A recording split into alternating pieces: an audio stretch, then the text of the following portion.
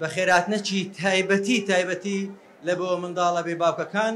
پێیان دەرێم بە خێر هاتن سەر چاوان خەستەخانەی خۆتانە ئەو خەستەخانەمان لە بەنگۆ دروست کرد زۆر دڵخۆشم ئەو ڕۆکاد و پەنجەکەی ئیعلان دەکەین کە پێغەمبەر صلی الله عليه وسلم دەفەرمێتن ئەمن و کافلی یەتیم وەکو ئەو دوو پەنجەی واینا خوای گەورە فێری کردین لە سوورەتی وەڵضوحای کاتێک خوای گەورە منەت دەکا لەسەر پێغەمبەر دەرێ ئەتوو نەدەزانی فێرم کردی ئەتوو هەژار بووی دەوڵەمەندم کردی ئەتوو یەتیم بووی گەورەم کردی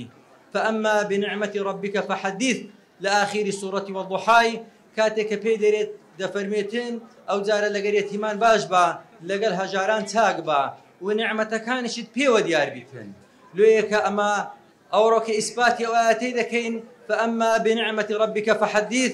إعلان ما كرت كوا شكران جميري خواي قوربين خواي قوربو توفيقي داين ليرو ديليم خونكي پیغمبری نازای هاتدی کاتێک کە دەستم پێ کرد کوڕە هەژارێک بووم بێ پارە و پول دەستمان بەو ئیشەی کرد پێغەمبەری نازار لە خەو پێی گوتم ئەو ئیشەی بکات تەواوی دەکەی کاتێک کە لە خەو هەڵسام گوتم کو تەواو دەبیتن کەسێک پارەی لە بەرچی نەبی کەسێک هێز و دەسەڵات و نفوذی نەبی کو دەتانی مەشروعەکی بکاتن دڵی 2742 یەتیمی خۆش بکە بە پێدانی بیمەی تەندروستی لە یەک ڕۆژی تا 16 ساڵی لە پرچی هەتانی نۆچی لە شروبەچە تا عملیاتەکی برێ وەرن خەستەخانەی خۆتانە پێویست ناکە بیر بکەیەوە کە پارەت هەیە.